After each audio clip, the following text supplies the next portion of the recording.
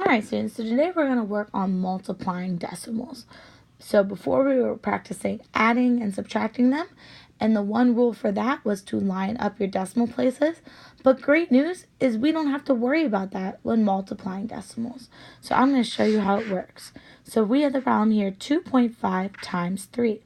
So I really just copy this down as 2.5, and then you just set it up with your over 3, and then you multiply like what we normally do.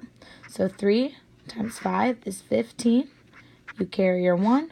3 times 2 is 6, plus 1 is 7.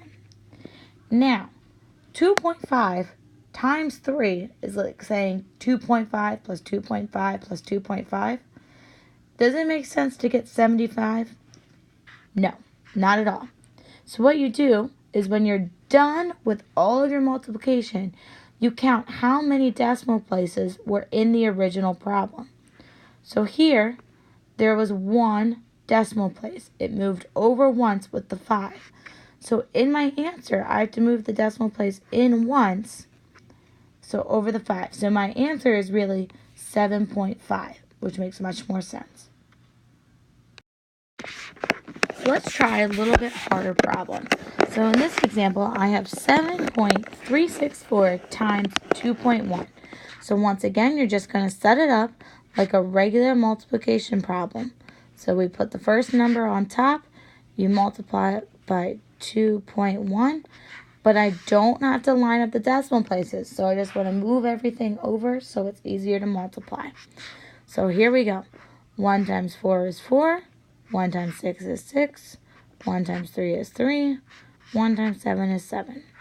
Remember, when you get to the second number, you have to have your place value here, so you got to put a 0. Now we start. 2 times 4 is 8, 2 times 6 is 12, carry the 1.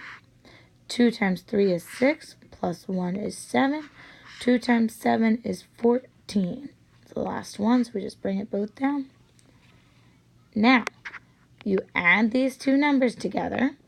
So remember, no decimal place until we're at the very end. So here we go.